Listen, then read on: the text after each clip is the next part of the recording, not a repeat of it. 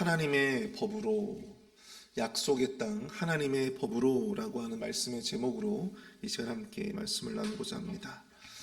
로마에 가면 로마법을 따르라라고 하는 말이 있습니다. 로마에 가면 로마법을 따르라. 어느 집단이든 사회든 나라든 그곳에 소속된 사람들이 기존에 지키고 따르는 분명한 규칙이나 원칙이 있기 때문에, 그러므로 그곳에 가게 되면 자신이 알고 있던 혹은 익숙한 것들을 과감히 버리고 내려놓고 그곳의 규칙을 따라야 된다라고 하는 의미이죠. 제가 미국에 와서 참 뼈저리게 느끼고 있는 것이 바로 이 로마에 가면 로마법을 따라야 한다라고 하는 것이었습니다. 한국에서는 분명히 맞는 것이 미국에서는 틀린 것들이 있더라고요. 한국에서는 충분히 용납될 수 있는 것들이 미국에서는 결코 용납되어질 수 없는 그런 것들이 있었습니다. 분명한 차이가 존재하지만 중요한 것은 내가 미국에 살고자 한다면 미국의 규칙, 또 미국의 방식, 미국의 문화를 따라야 한다라고 하는 것이었습니다. 약속의 땅도 마찬가지예요. 이스라엘 백성들은 평생을 애굽에서 살던 사람들이었습니다. 애굽에서 태어났고 또 애굽에서 평생을 살아오던 사람들이었어요. 애초에 그들은 애굽 사람들이라고 해도 무방한 사람들이었습니다. 생각해 보십시오. 미국에서 태어나 평생을 미국에서 살았던 사람이 갑자기 삶의 터전을 한국으로 옮긴다고 해서 그 사람이 한국 사람이 되겠습니까? 쉽지 않은 일이죠. 미국식으로 생각하고 또 미국식으로 행동하는 것이 너무나도 자연스러운 것인데, 그러나 이제 이스라엘 백성들, 그들은 더 이상 애굽식으로 살아서는 안 되었다고 하는 사실입니다. 또한 약속의 땅에 들어가면 그곳에 살던 가나안의 7 족속들의 음란하고 또 타락한 죄의 문화를 결코 따라가서는 안 되었다. 약속의 땅에 맞는 하나님의 법을 따라야만 했다라고 하는 사실입니다.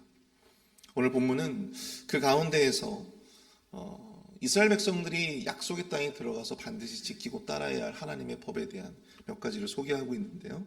함께 우리가 살펴보며 은혜를 나누고자 합니다. 첫 번째로 약속의 땅에서 따라야 할 하나님의 법, 그것은 자유의 분명한 경계선을 가져야 한다라고 하는 것이었습니다. 자유에 대한 분명한 경계선을 가져야 한다. 오늘 보면 20절을 보시면 내 하나님 여호와께서 내게 허락하신 대로 내 지경을 넓히신 후에 내 마음에 고기를 먹고자 하여 이르기를 내가 고기를 먹으리라 하면 내가 언제든 마음에 원하는 만큼 고기를 먹을 수 있나니. 하나님은 약속의 땅에 들어가야 할 이스라엘 백성들에게 자유롭게 고기를 먹을 수 있다, 그렇게 말씀해 주십니다. 그들은 언제든지 마음에 원하면, 자신의 마음에 원하면 언제든지 육식을 할 수 있었다라고 하는 사실이에요. 그리고 이어서 21절을 보시면 만일 내 하나님 여호와께서 자기 이름을 두시려고 택하신 곳이 내게서 멀거든 내가 내게 명령한 대로 너는 여호와께서 주신 소와 양을 잡아 내 각 성에서 내가 마음에 원하는 모든 것을 먹되. 사실 레위기 17장을 여러분들이 보시면 광야에서 출애굽한 이스라엘 백성들은 사사로이 짐승을 함부로 자신의 장막에서 잡을 수가 없었습니다. 그럼 어디서 잡을 수 있었을까요? 하나님께 공식적으로 제사가 허용된 성막에서, 회막이라 불리는 바로 그곳에서 짐승을 잡아서 제물을 바치고 또 그로 남은 고기를 먹을 수가 있었다고 하는 사실이죠. 그러나 이제는 약속의 땅으로 들어간다면 이제는 자유롭게 어디서든지 마음에 원하는 대로 짐승을 잡아 먹을 수 있게 되었다고 하는 사실입니다. 오직 중앙 성막에서만 짐승을 잡아 제사를 드리고 그 남은 고기를 먹었던 과거와는 달리 약속의 땅에서 이스라엘 백성들은 어디서든지 자유롭게 고기를 먹을 수 있게 된 거예요. 정말 파격적인 자유가 주어지게 된 것입니다. 그러나 그들의 자유에는 분명한 조건이 있었습니다. 그것이 무엇이었습니까? 23절과 24절을 보시면 다만 크게 삼가서 그 피는 먹지 말라. 피는 그 생명인즉 내가 그 생명을 고기와 함께 먹지 못하리니 너는 그것을 먹지 말고 물같이 땅에 쏟으라. 하나님은 이스라엘 백성들에게 육식의 자유를 허용하시긴 하셨지만 그것을 피와 함께 먹지는 말아야 한다고 말씀을 하십니다. 우리가 창세기 9장 1절부터 7절까지의 말씀을 보시면요, 이제 노아가 방주에서 나와서 하나님 앞에 제단을 쌓고 가족들과 제사를 드리게 되죠. 그때 하나님께서 이 노아와 그의 아들들에게 축복하시면서 어떤 말씀을 해 주십니다.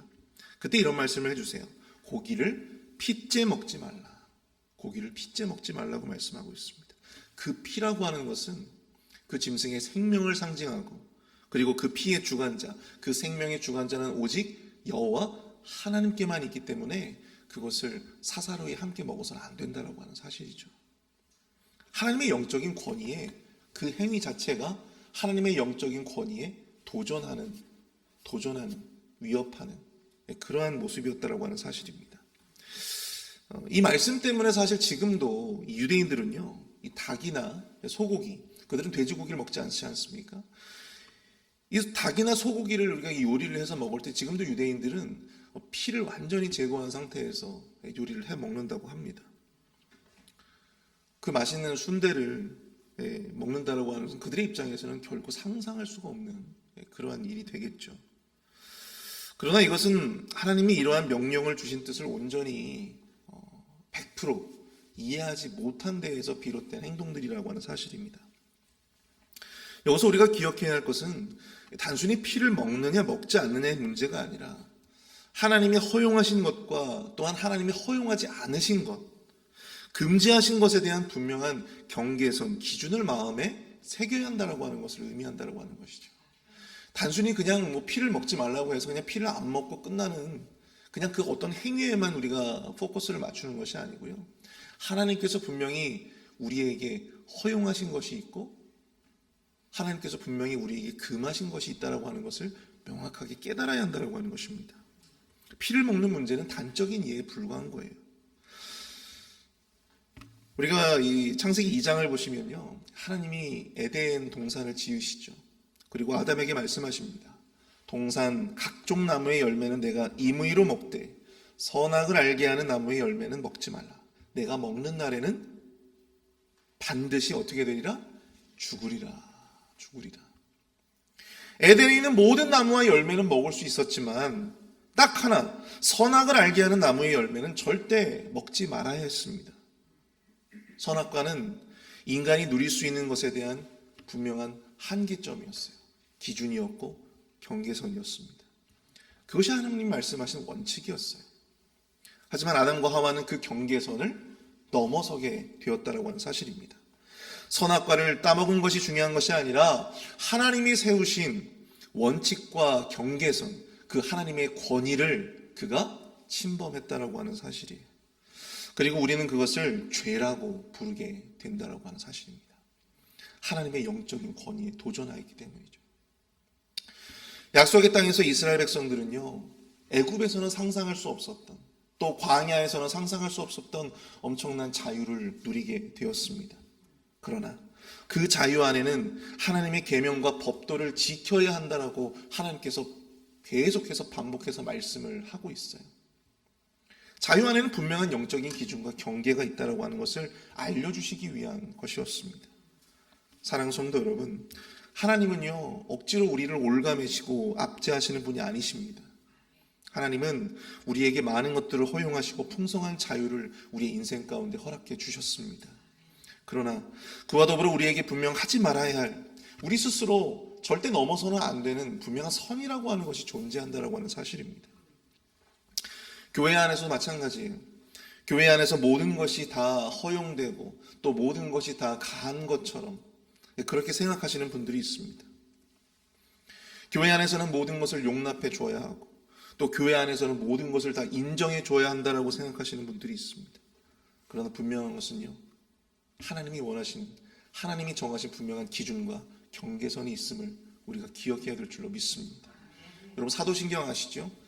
우리가 사도신경을 고백을 하게 될 때, 여러분 사도신경이 뭡니까?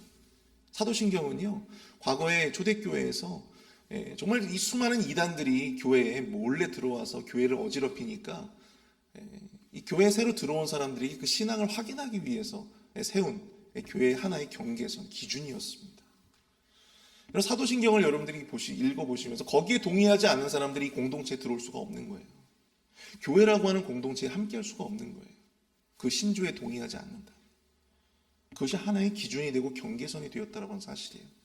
여러분, 교회에서는요, 분명히 넘지 말아야 할 선이라고 하는 것이 있습니다. 경계라고 하는 것이 있음을 여러분들이 꼭 기억하실 수 있기를 바랍니다. 여러분, 그것이 우리에게 거절이 되지 않았으면 좋겠어요. 거절감으로 느끼지 않았으면 좋겠습니다. 교회에서 이런 것도 안 해줘. 교회에서 왜 이런 것도 하지 않느냐. 이런 어떤 거절감으로 여러분들이 받아들이지 않으시기를 축복합니다. 교회 안에도 분명한 선이라는 것이 존재하고 또 약속의 땅에도 분명한 선이라는 것이, 기준이라고 하는 것이 존재하기 때문입니다. 그것이 우리에게 더 이상 거절과 부담이 아니라 하나님이 정하신 그 길을 따라가매, 그 정하신 경계선을 따라가매, 그 기준과 원칙을 따라가매, 그것이 우리에게 진정으로 축복과 또한 하나님이 약속하신 그 약속의 복이 되어 수 있음을 확신하시는 저와 여러분 될 수 있기를 축복합니다. 그 원칙을 따라가시는 저와 여러분들이 될 수 있기를 바랍니다. 우리 두 번째로, 약속의 땅에서 따라야 할 하나님의 법은요, 나의 식이 아닌 하나님의 식을 따라야 한다고 하는 것입니다. 나의 식이 아닌 하나님의 식을 따라야 한다. 오늘 보면 26절과 27절을 보시면, 오직 내 성물과 서원물을 여호와께서 택한 곳으로 가지고 가라. 내가 번제를 드릴 때에는 그 고기와 피를 내 하나님 여호와의 제단에 드릴 것이요, 내 제물의 피는 내 하나님 여호와의 제단 위에 붓고 그 고기는 먹을지니라. 약속의 땅에서 이스라엘 백성들은 희생 제물을 오직 정해진 성막으로 가지고 가야만 했습니다. 번제를 위한 고기와 피를 드릴 때에도 정해진 여호와의 제단에서 드려야만 했다라고 하는 것이죠. 보기에 옳은 일이면 분명하지만 그것도 하나님이 정하신 분명한 방식이 있었다라고 하는 사실입니다. 아몬에서나 소나 양을 잡고 피를 뿌리고 또 그것을 불태운다고 해서 그것이 번제가 되고 그것이 희생제사가 되지 않는다라고 하는 사실이죠. 또한 26절부터 28절을 반복적으로 우리가 살펴보면, 반복적으로 이 하나님 앞에 드리는 성물 앞에 어떠한 이 단어가 붙냐면요, 너희 혹은 내라고 하는 2인칭 소유격 전미어가 사용되고 있습니다. 그래서 내 성물, 내 제물의 피. 자, 이것은 하나님 앞에 드리는 우리의 성물들이 진정 우리의 것이 되어야 한다고 하는 것을 강조해 주고 있는 표현이에요. 단순히 우리 소유여야 된다고 하는 말이 아닙니다. 그 성물들에 하나님을 향한 우리의 마음이 담겨져 있어야 된다고 하는 것이에요. 그래야만 그것이 진정으로 내 성물이 되고 그것이 내 제물의 피가 되어진다고 하는 것입니다. 그 성물들에 대한 이 성물들의 이 하나님을 향한 우리의 이 정성과 우리의 사랑과 또 우리의 마음이, 우리의 헌신이 거기에 담겨 들어가야 한다고 하는 것이죠. 바로 이것이 하나님이 제물을 받으실 때에 하나님이 정하신 하나님의 식이었다라고 하는 사실입니다. 정해진 곳에서 정해진 방식으로 또 정해진 모습으로 하나님 앞에 제사를 드리는 것. 그리고 우리는 그 식대로 하나님 앞에 예배해야 되는 줄로 믿습니다. 하나님께 예물을 드릴 때에도 하나님은 분명한 하나님의 식이 있음을 말씀해 주셨습니다. 정해진 장소에서 정해진 방식으로 예물을 드려야 합니다. 출애굽기와 레위기를 보시면 여러분 참 지루하게도요, 이 성막과 성소를 지을 때 어떻게 이것을 지어야 하는지에 대해서, 어떠한 재료로 또 어떠한 방식으로 또 누가 지어야 되는지에 대해서도 분명하게 말씀해 놓고 있음을 보게 됩니다. 굳이 이렇게까지 해야 하나 싶을 정도예요. 그러나 이 방식을 따르지 않을 때 제사장들을 비롯해서 많은 이스라엘 백성들이 큰 벌을 받게 되었습니다. 이것은 단순히 하나의 제사 방식의 차원을 넘어서서 하나님의 백성들이 과연 하나님이 정한 그 삶의 방식을 고집하며 사는가, 이것을 가르쳐주기 위함이었다라고 하는 사실이죠. 평생을 자기 마음대로, 자기 고집대로, 자기 뜻대로 살던 이스라엘 백성들이 이 자신들의 생각과 가치와 전혀 다른 생각과 거기에 순복할 수 있는가를 보고자 하셨다라고 하는 사실입니다. 가끔씩 우리 성도님들을 모시고 운전을 할 때가 있습니다. 그럴 때마다 항상 저에게 목사님 일로 가야 돼요, 저쪽으로 가야 돼요 하시면서 말씀하시는 분들이 있어요. 그분들이 아는 길이 분명히 있습니다. 자기가 아는 길이 가장 지름길이라고 이렇게 생각하시는 분들이 있습니다. 물론 그 말씀이 맞을 때도 있어요. 그러나 대개는 제가 막상 가보면 어디를 가나 어떤 길로 가나 비슷한 경우들이 훨씬 더 많습니다.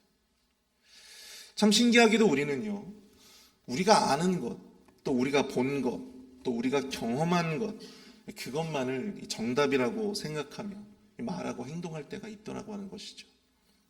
이것이 자연스럽게 우리의 습관이 되어지고 또 이것이 우리의 문화가 이 삶의 하나의 방식이 되었습니다. 그러면서 자연스럽게 우리는 이 교회 안에서조차도 하나님의 식보다는 우리의 식에 더욱더 익숙하고자 하며 살 때가 많더라는 것입니다. 또한 그것을 요구할 때가 많더라는 거예요.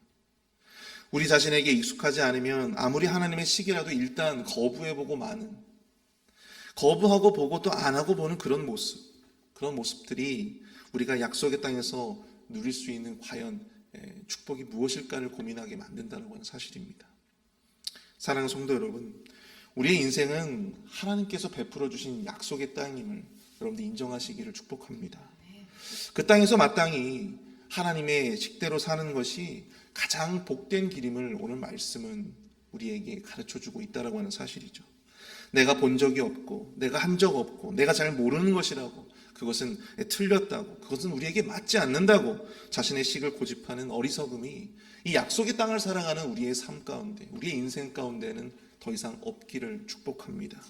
주님이 우리에게 베풀어 주신 축복의 땅, 그 약속의 땅에서 그 이미 예비된 복을 받아 누리기 위해서 과감하게 나의 식을 포기하고 나의 식을 내려놓고 하나님의 식을 따르며 하나님이 원하시는 삶을 삶으로 오늘 말씀에서 예언한 것처럼 우리 자신과 우리 후손들에게 영원한 복, 영구한 복으로 함께 하시는 하나님의 그 놀라운 은총을 경험하시는 저와 여러분들 될 수 있기를 축복합니다. 우리 함께 말씀을 생각하시면서 함께 이 시간 기도하며 나아가도록 하겠습니다.